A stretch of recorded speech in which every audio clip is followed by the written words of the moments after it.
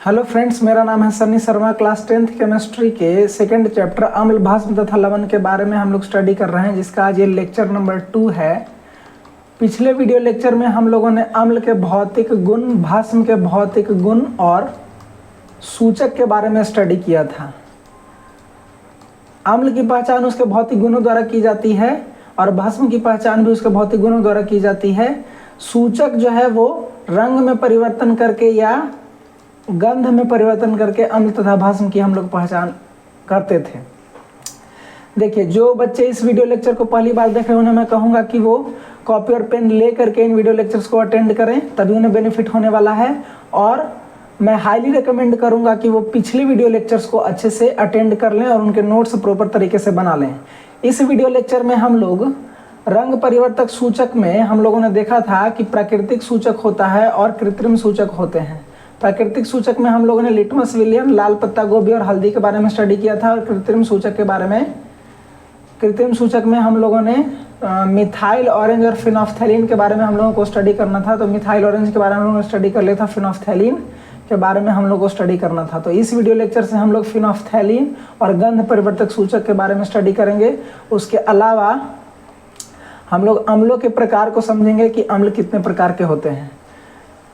देखिए, सूचक जो अम्ल तथा भस्म की पहचान करते हैं वे रंग में परिवर्तन करके अम्ल तथा भस्म की पहचान करते हैं। फिनोफ्थैलीन जो है एक कृत्रिम सूचक है, कृत्रिम रंग परिवर्तक सूचक है, जो अम्ल तथा भस्म की पहचान अपने रंग में परिवर्तन करके करता है। फिनोफ्थैलीन एक रंगहीन सब्सटेंस है। यदि उस पर अम्ल डाला जाता है तो इसके रंग में कोई प्रभाव नहीं होता है, कोई परिवर्तन नहीं होता है, यह रंगहीन ही रह जाता है। जबकि भस्म को यदि फिनोफ्थैलीन में डाला जाए तो इसका रंग गुलाबी या लाल में परिवर्तित हो जाता है। इसको आपको अच्छे से याद रख लेना है। इसके अलावा आपको लिटमस पेपर के बारे में अच्छे से याद रख लेना है। लिटमस पेपर एक फिल्टर पेपर था, जिसको लिटमस विलियन में डालने पर यह तैयार होता था। लिटमस पत्र दो प्रकार के होते थे, एक रेड लिटमस पेपर और एक ब्लू लिटमस पेपर। इसको आपको अच्छे से याद रख लेना है। उसके अलावा हम लोगों को गंध परिवर्तक सूचक के बारे में पढ़ना है। देखिए, सूचक दो प्रकार के थे, एक था प्राकृतिक सूचक और एक था हमारा रंग परिवर्तक सूचक और दूसरा था हमारा गंध परिवर्तक सूचक। तो गंध परिवर्तक सूचक के बारे में हम लोग को स्टडी करना है। गंध परिवर्तक सूचक वैसे सूचक होते हैं जो अम्ल तथा भस्म की पहचान गंध में परिवर्तन करके करते हैं। इन्हें ओल्फैक्टरी इंडिकेटर कहा जाता है।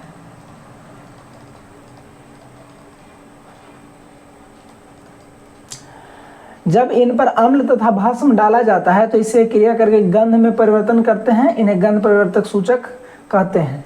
देखिए, गंध परिवर्तक सूचक में आपको 3 स्टडी करना है। पहला प्याज के बारे में, दूसरा वनीला एसेंस के बारे में और तीसरा जो है वो लौंग तेल के बारे में। देखिए, प्याज पर यदि अम्ल को डाला जाए तो यह अपना रंग या अपना जो स्मेल है वो खो देता है, जबकि भस्म को डाला जाए तो यह अपना स्मेल जो है वह नहीं खोता है। उसके अलावा यदि वनीला एसेंस पर, वनीला जो आइसक्रीम में प्रयोग होता है, यदि उस पर अम्ल को डाला जाए तो यह अपना स्मेल जो है वो नहीं खोता है। लौंग तेल भी अपना स्मेल नहीं खोता है, यानी कि यह अम्ल से, ये दोनों जो है वो अम्ल से क्रिया नहीं करते हैं। जबकि भस्म जो है, भस्म को यदि वनीला इत्र और लौंग तेल में डाल दिया जाए तो ये अपना स्मेल जो है वो बदल देते हैं। इस प्रकार हम लोग अम्ल तथा भस्म की पहचान करते हैं। ये सारे गंध परिवर्तक सूचक जो हैं वो अपना स्मेल चेंज करते हैं और उसके बाद अम्ल तथा भस्म की पहचान करते हैं। आपको अच्छे से समझ में आ गया होगा। जिन्हें नहीं वीडियो लेक्चर समझ में आता है वो दोबारा देखें, मैं यही रेकमेंड करूंगा। देखिए, अब हम लोग पढ़ेंगे कि अम्ल कितने प्रकार के होते हैं। अम्लों के प्रकार के बारे में हम लोग समझेंगे और अम्ल के बारे में स्टडी करेंगे कि अम्ल का परिभाषा क्या है। पिछले वीडियो लेक्चर में हम लोगों ने अम्ल के भौतिक गुणों को देखा था। यदि आपसे एग्जाम में पूछा जाए कि अम्ल किसे कहते हैं, तब आप परिभाषा के रूप में क्या लिखिएगा? वह सबसे पहले अम्ल को परिभाषित करने वाले केमिस्ट का नाम था आरहेनियस। देखिए, स्वांते आरहेनियस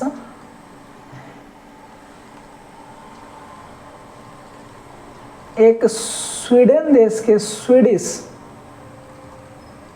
केमिस्ट थे जिन्होंने 1887 में अम्ल तथा भस्म का परिभाषा दिया हाइड्रोजन आयन के रिस्पेक्ट में। आपको बहुत अच्छे से याद कर लेना है कि आर्हेनियस ने सबसे पहले 1887 में अम्ल तथा भस्म का परिभाषा दिया। यह स्वीडन देश के केमिस्ट थे। इनके परिभाषा को आपको याद रखना है। आर्हेनियस सिद्धांत क्या कहता है? देखिए, अम्ल वह रासायनिक पदार्थ है जो जल में घुलकर H+ आयन देता है। बहुत इंपॉर्टेंट है, आपको याद रखना है कि यदि अम्ल को पानी में डाल दिया जाए, किसी भी अम्ल को यदि पानी में डाल दिया जाता है तो वह टूट जाता है और टूट करके H+ आयन लिबरेट करता है। उसके साथ जो भी रेडिकल उसका जुड़ा रहता है वो रेडिकल जनरेट करता है। खासा जरूरी यह है कि यह H+ आयन लिबरेट करता है। अम्ल वह रासायनिक पदार्थ है जो जल में घुलकर H+ आयन मुक्त करता है। देखिए, इसके उदाहरण हैं, कोई भी अम्ल जो है यदि उसको पानी में डाल दिया जाए तो वह H+ आयन लिबरेट करेगा। हाइड्रोक्लोरिक एसिड, इसको यदि पानी में डाल दिया जाए तो यह H+ आयन लिबरेट करता है और Cl- रेडिकल में टूट जाता है। H+ और Cl- में टूट जाता है। ये एग्जाम्पल आपको लिख लेना है अच्छे से। दूसरा हमारा एग्जाम्पल है H2SO4 सल्फ्यूरिक एसिड। यदि इसको पानी में डाल दिया जाए तो यह 2 H+ आयन लिबरेट करता है और एक SO4- रेडिकल जनरेट करता है। उसके अलावा और भी एग्जाम्पल हैं, HNO3 नाइट्रिक एसिड इसको कहते हैं। यदि इसको पानी में डाल दिया जाए तो यह H+ आयन लिबरेट करता है और NO3 नाइट्रेट आयन जो है वो लिबरेट करता है। ये सारे रेडिकल्स हैं, क्लोराइड, सल्फेट, नाइट्रेट, इनके साथ हाइड्रोजन जुड़कर एसिड का निर्माण करता है। देखिए, उसके अलावा ये सारे स्ट्रॉन्ग एसिड हैं। बाय द वे इन्हें खनिज अम्ल भी कहा जाता है, उसे आगे हम लोग स्टडी करेंगे अम्लों के वर्गीकरण में। उसके अलावा एक एसिटिक एसिड है CH3COOH। यदि इसको पानी में डाल दिया जाए तो यह CH3COO- और H+ लिबरेट करता है। ये वीक एसिड है, कमज़ोर एसिड है, ये उतने अच्छे से नहीं टूट पाता है। देखिए, इसे एसीटेट आयन कहते हैं। CH3COO- को एसीटेट आयन कहते हैं। आर्हेनियस के अलावा और भी बहुत सारे साइंटिस्ट थे जिन्होंने एसिड बेस को क्लासीफाई किया, लेकिन क्लास 10th में हम लोगों को आर्हेनियस थ्योरी के बारे में ही सिर्फ पढ़ना है। देखिए, आर्हेनियस के अलावा लुईस थ्योरी है जो अम्ल तथा भस्म को परिभाषित करता है। उसके अलावा ब्रॉन्स्टेड एंड लॉरी थ्योरी है जिसे लक्स एंड फ्लड थ्योरी के नाम से भी जाना जाता है। इन्होंने भी अम्ल तथा भस्म को परिभाषित किया, लेकिन इन्होंने अम्ल तथा भस्म को बाद में परिभाषित किया। लुईस ने इलेक्ट्रॉन के टर्म में अम्ल तथा भस्म को परिभाषित किया है और ब्रॉन्स्टेड और लॉरी ने प्रोटॉन के टर्म में से परिभाषित किया है। सबसे पहले आर्हेनियस ने परिभाषित किया था, इसलिए हम लोगों को पहले आर्हेनियस थ्योरी के बारे में स्टडी करना है। अब हम लोग आगे समझेंगे कि अम्ल कितने प्रकार के होते हैं, अम्ल कितने तरह के होते हैं, उसके बारे में हम लोग स्टडी करेंगे। देखिए, वर्गीकरण, क्लासिफिकेशन किसी भी सब्सटेंस का करने के लिए, किसी भी चीज़ों को क्लासीफाई करने के लिए सबसे पहले हमें आधार का ज़रूरत होता है। यदि हम आपसे पूछें कि इंसान कितने तरह के, मानव कितने तरह के, तो आप कहिएगा कि मेल, फीमेल और ट्रांसजेंडर, ये 3 तरह से हम लोग इसको कह सकते हैं। मेल होते हैं, फीमेल होते हैं, ट्रांसजेंडर को कह सकते हैं। लेकिन इसका आधार यह है कि हम लोगों ने मानव को लिंग के आधार पर बांट दिया। यदि मानव को धर्म के आधार पर बांटा जाए तो उसे हम लोग कहेंगे कि हिंदू है, मुस्लिम है, सिख है, ईसाई है, जैन है, पारसी है, बुद्ध है। जितने भी धर्म है दुनिया में उतने तरह के लोग हो जाएंगे। रंग के आधार पर पूछ दिया जाए तो मानव हो जाएंगे काला, गोरा, जितने भी रंग के इंसान होते हैं वो सब। यानी कि किसी भी सब्सटेंस का अगर हमको वर्गीकरण करना है, किन्हीं भी चीज़ों का वर्गीकरण हमें करना है तो आधार बहुत इम्पॉर्टेंट होता है। आधार बदलने पर प्रकार बदल जाता है, इसे आपको बहुत अच्छे से याद रखना है। किस आधार पे हम लोग अम्ल को बांट रहे हैं उस अनुसार उसका प्रकार होगा। तो देखिए, सबसे पहले अम्ल को क्लासिफाई किया गया है स्रोत के आधार पर। अम्ल कहाँ से प्राप्त हो रहे हैं उस आधार पर अम्ल को बांटा गया है। दूसरा बांटा गया है प्रबलता के आधार पर, तीसरा बांटा गया है सांद्रता के आधार पर, चौथा बांटा गया है आर्हेनियस सिद्धांत के आधार पर। प्रबलता मतलब हो गया कि अम्ल कितना शक्तिशाली है, सांद्रता का मतलब हो गया कि अम्ल में कितना जल है और कितना अम्ल की मात्रा है, और आर्हेनियस सिद्धांत के आधार पर कि कितना H+ आयन जो है वो मुक्त करता है, इसे भस्मीयता के आधार पर भी हम लोग कहते हैं। तो पहला हम लोग पढ़ेंगे कि स्रोत के आधार पर अम्ल जो है वो कितने प्रकार के होते हैं।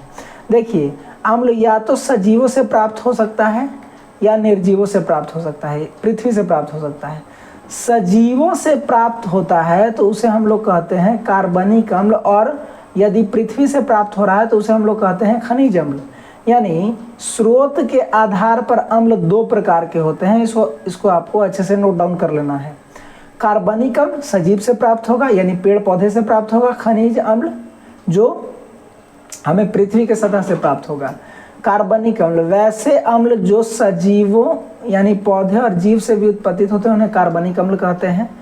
कार्बनिक अम्ल का आपको याद रखना है कि कौन सा कार्बनिक अम्ल किस जगह पे पाया जाता है, इसका अकरेंस प्लेस आपको अच्छे से याद रखना है। पहला हम लोगों को पढ़ना है, यहाँ पे उदाहरण दिया गया है कार्बनिक अम्ल का, सिट्रिक एसिड, सिट्रिक अम्ल।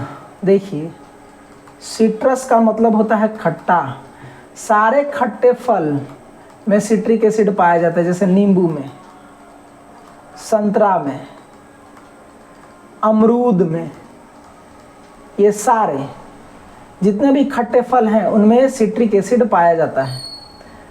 उसके अलावा लैक्टिक एसिड, लैक्टिक एसिड जो है वो दही में पाया जाता है। देखिए, ये सारे स्रोत ऑर्गेनिक हैं। कार्बनिक अम्ल को हम लोग ऑर्गेनिक एसिड भी कहते हैं। खनिज अम्ल को हम लोग मिनरल एसिड कहते हैं, मिनरल एसिड। लैक्टिक अम्ल दही में, दूध में, जो दूध से बने सब्सटेंस है उनमें, पनीर में, इन सब में लैक्टिक अम्ल पाया जाता है। एसिटिक अम्ल सिरका में पाया जाता है, एक घरेलू डोमेस्टिक प्रोडक्ट है। ऑक्जेलिक अम्ल हमारा टमाटर में पाया जाता है। यूरिक अम्ल यूरिन में, हमारे मूत्र में पाया जाता है। तीसरा फॉर्मिक एसिड चींटी के डंक में या वाष्प के डंक में पाया जाता है। चौथा हमारा हाइड्रोक्लोरिक अम्ल है जो अमाशय रस में पाया जाता है। पांचवा हमारा टार्टरिक अम्ल है जो इमली में पाया जाता है। इसके केमिकल्स फार्मूला आप लोग को याद रखने का जरूरत नहीं है, ऐसे मैं इन सारे के केमिकल्स फार्मूला आपको बता दूंगा, लेकिन आपको सबसे महत्वपूर्ण रूप से याद रखना है कि ये कहाँ पे पाए जाते हैं। देखिए, सिट्रिक अम्ल यहाँ पे मैं बना करके दिखा देता हूँ। सिट्रिक अम्ल जो है, ये सारे जितने भी इक वाले अम्ल हैं, जैसे citric, lactic, acetic, oxalic, uric, formic, hydrochloric को छोड़ करके, टार्टरिक, इन सब में जो इक लगा हुआ है, इसमें एक कॉमन फंक्शनल ग्रुप है COOH, इसे कार्बोक्सिलिक एसिड कहा जाता है। इन सब में एक कॉमन फंक्शनल ग्रुप पाया जाता है, इन सब में कार्बोक्सिलिक एसिड प्रेजेंट रहता है, हाइड्रोक्लोरिक एसिड को छोड़ करके। हाइड्रोक्लोरिक एसिड का फॉर्मूला होता है HCl, बाकी सब में COOH ग्रुप जो है वो पाया जाएगा। सिट्रिक एसिड का फॉर्मूला यदि हम चेक करें तो उसमें होता है कि बीच में होता है एक कार्बन और इसके साथ एक CH2COOH और इसके साथ एक CH2COOH। उसके अलावा देखिए, कार्बन 4 बॉन्ड बनाता है, तो 2 बॉन्ड इसका पूरा हो गया, एक इधर एक इधर। उसके अलावा एक जो है वो OH ग्रुप ऊपर पाया जाता है और एक COOH ग्रुप जो है वो नीचे पाया जाता है। ये हमारा हो गया सिट्रिक अम्ल का फॉर्मूला। इसको आपको याद रखने की जरूरत नहीं है, लेकिन कॉपी में नोट डाउन आप करते चलिएगा, आपको याद रखना है कि ये कहाँ पे पाए जाते हैं। दूसरा हम लोग को पढ़ना है लैक्टिक अम्ल। तो लैक्टिक अम्ल का फॉर्मूला आपको याद रखना आसान है, CH3COH CHCOOH। 4 बॉन्ड पूरा हो गया, 1 2 3 और एक कार्बन, ये हाइड्रोजन के साथ चौथा बॉन्ड, 4 बॉन्ड। इसका फॉर्मूला क्या, CH3, बीच में एक CH, बीच में एक CH के साथ एक मिथाइल ग्रुप, एक कार्बोक्सिलिक एसिड, एक हाइड्रोक्सिल ग्रुप।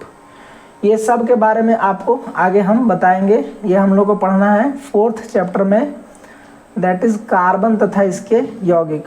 उसके अलावा जो है हम लोग को स्टडी करना है और एसिटिक अम्ल के बारे में। तो एसिटिक अम्ल का फॉर्मूला होता है CH3COOH। कार्बोक्सिलिक एसिड के साथ एक मिथाइल ग्रुप जोड़ देते हैं तो उसे हम लोग एसिटिक अम्ल कहते हैं।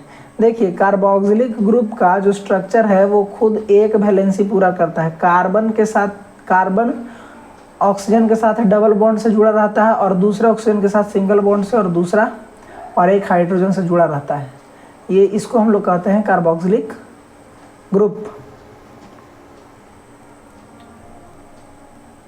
उसके अलावा हम लोगों को ऑक्जेलिक एसिड के बारे में स्टडी करना है। तो ऑक्जेलिक एसिड का फॉर्मूला होता है, ऑक्जेलिक एसिड का फॉर्मूला आपको याद रखना है, ये बहुत काम का है, COOH ट्वाइस।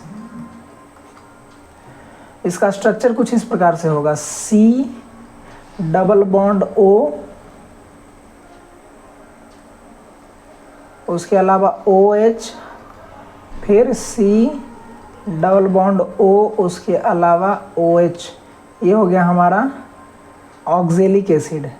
यूरिक एसिड का फार्मूला बहुत कॉम्प्लेक्स है, इसको आपको याद रखने की जरूरत नहीं है। इसे इसका फार्मूला होता है C4H4N4O3। यहाँ पे गड़बड़ हो गया, यहाँ पे C5 होता है, इसको आपको अच्छे से याद कर लेना है। उसके अलावा टार्टरिक एसिड का फार्मूला यहाँ पे बना देते हैं। टार्टरिक एसिड का फार्मूला होता है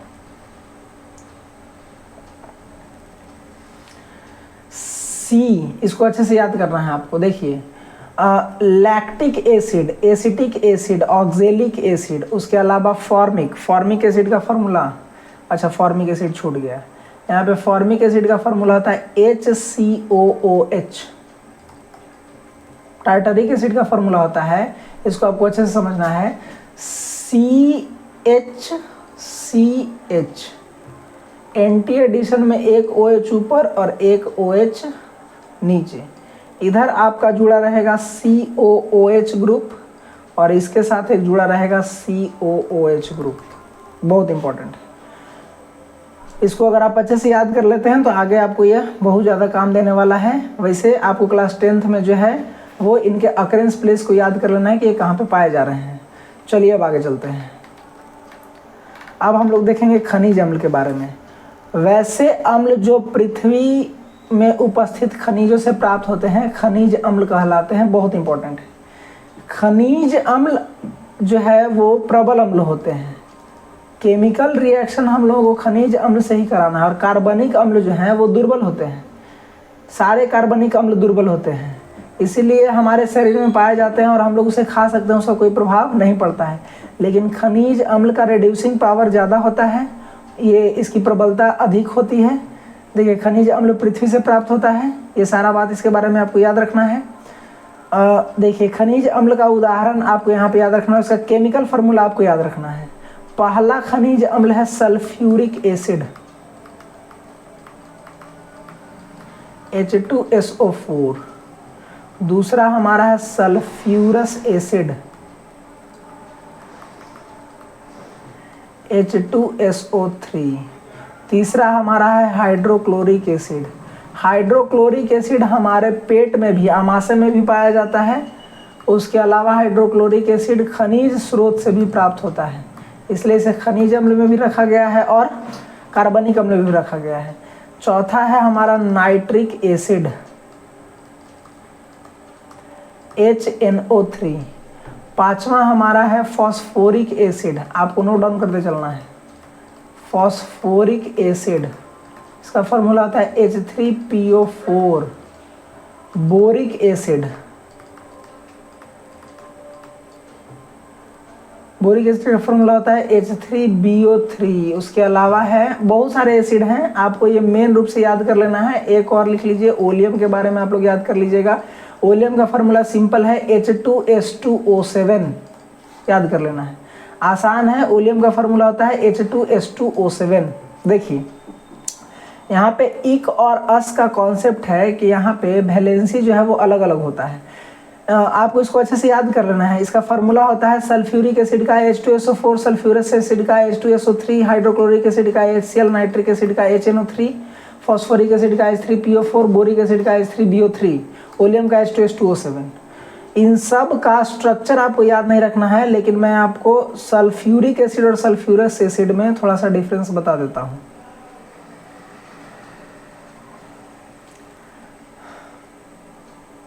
देखिए इक का अर्थ होता है हायर वैलेंसी।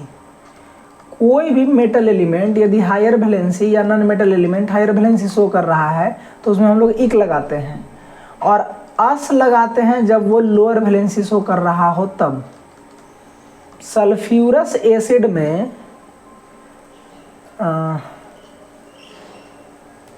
यहाँ पे देखिए,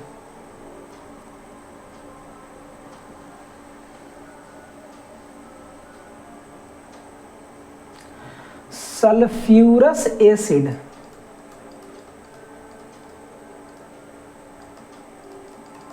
का फॉर्मूला है H2SO3।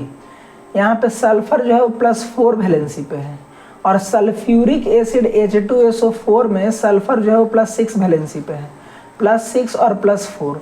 तो +4 वैलेंसी शो कर रहा है इसलिए हम लोग इसको अस लगाते हैं, इसमें लगाए हुए हैं, और ये +6 वैलेंसी शो कर रहा है इसलिए हम लोग इसमें इक लगाए हुए हैं। इसको आपको अच्छे से समझ लेना है। सल्फ्यूरिक एसिड का स्ट्रक्चर जो है वो कुछ इस प्रकार होता है।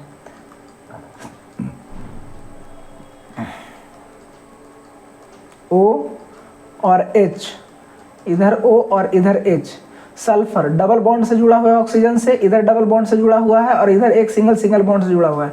तो सल्फर 6 बॉन्ड बना रहा है, ऑक्सीजन का इलेक्ट्रॉनिक हाई है, इसलिए एक बॉन्ड जो है, एक बॉन्ड के कारण एक माइनस आएगा, 6 बॉन्ड के कारण इन सब पे, इस पे -2, इस पे -1, इस पे -1 और इस पे -2, तो टोटल माइनस हो गया -6। तो सल्फर जो है वो +6 वैलेंसी शो करेगा। अब सल्फ्यूरस एसिड के साथ है कि सल्फ्यूरस एसिड में एक ऑक्सीजन डबल बॉन्ड के साथ जुड़ा रहता है, तो ये -2 शो करेगा। उसके अलावा दोनों ऑक्सीजन जो हैं वो इससे सिंगल बॉन्ड के साथ जुड़े रहते हैं, तो टोटल 4 बॉन्ड बना रहा है, तो इस पर +4 वैलेंसी आएगा। इसलिए इसमें हम लोग लगाते हैं इक, और इसमें हम लोग लगाते हैं अस। इसको आपको अच्छे से याद कर लेना है। अब हम लोग देखेंगे प्रबलता के आधार पर अम्ल कितने प्रकार के होते हैं। तो प्रबलता के आधार पर अम्ल जो है वो 2 प्रकार के होते हैं। एक होता है प्रबल अम्ल, दूसरा होता है दुर्बल अम्ल। प्रबल अम्ल कहने का मतलब कि जिसकी जिसका रेड्यूसिंग पावर अधिक हो। रेड्यूसिंग पावर का अर्थ होता है कि हाइड्रोजन आयन लिबरेट करने की क्षमता।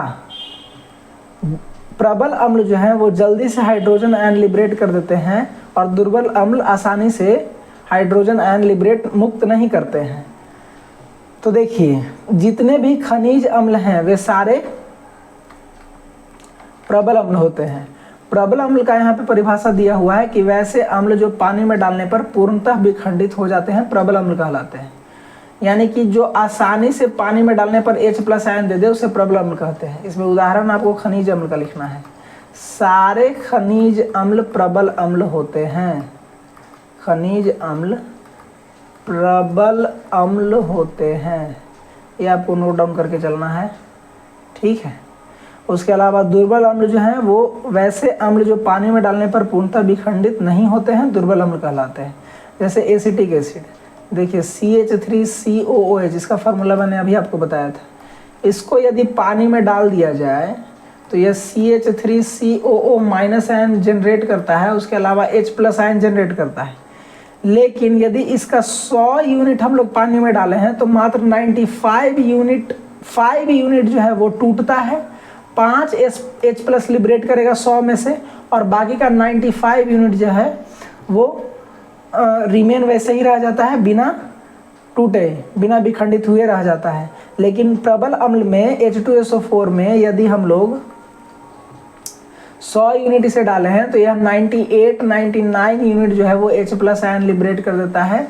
1-2 यूनिट है जो वह रह जाता है, नहीं टूट पाता है। तो इसीलिए जितने भी खनिज अम्ल उन्हें प्रबल अम्ल कहा गया है। प्रबल अम्ल का हम लोग घरेलू उपयोग नहीं कर सकते हैं, इसकी रेड्यूसिंग पावर के कारण इसे हम लोग नहीं कर सकते हैं घरेलू उपयोग में। अब हम लोग चलिए आगे चलते हैं। देखिए, सांद्रता के आधार पर अम्ल कितने प्रकार के होते हैं। सांद्रता का अर्थ होता है जल। अम्ल में जल कितना डाला गया है उस आधार पर अम्ल 2 प्रकार के होते हैं। एक होते हैं सांद्र अम्ल और दूसरा होता है तनु अम्ल। सांद्र अम्ल का मतलब हो गया गाढ़ा, और तनु अम्ल का मतलब हो गया पतला। यदि जल के रिस्पेक्ट में इसको बनाया गया है। सांद्र अम्ल का अर्थ होता है कि यदि जल का मात्रा अम्ल से कम हो तो उसे हम लोग सांद्र अम्ल कहेंगे, और तनु अम्ल कहेंगे कि यदि जल का मात्रा अधिक हो अम्ल से तो उसे हम लोग कहेंगे तनु अम्ल। यदि अम्ल और जल के विलयन में अम्ल की मात्रा जल से अधिक हो तो उसे सांद्र विलयन कहते हैं, और यदि अम्ल और जल के विलयन में अम्ल की मात्रा जल से कम हो, अम्ल की मात्रा यदि कम होगा तो उसे हम लोग क्या कहेंगे, तनु विलयन कहेंगे। इसको आपको अच्छे से याद कर लेना है। विलेयता, अम्ल की विलेयता के बारे में हम आपको आगे बताएंगे कि अम्ल में पानी डाला जाता है या पानी में अम्ल डाला जाता है। देखिए, कभी भी हम लोग अम्ल में पानी नहीं डालते हैं, क्योंकि ये एक एक्सोथर्मिक ऊष्माक्षेपी रासायनिक अभिक्रिया है। बहुत ज़्यादा मात्रा में ऊर्जा बाहर निकलता है, जिससे हमारे आँख जल सकते हैं, कपड़े पर गिर सकता है, हाथ जल सकता है। इसलिए अम्ल में पानी हम लोग कभी नहीं डालते हैं। हमेशा हम लोग जल में अम्ल को डालते हैं और इसके बाद इसको चलाते हैं, इसको ठंडा करते हैं। उसके बाद फिर कम मात्रा में, धीरे धीरे मात्रा में इसे डाल करके अम्ल को पतला किया जाता है। अम्ल को पतला करने के लिए डायरेक्ट अम्ल में पानी डालना गलत होता है, खतरनाक होता है। ठीक है,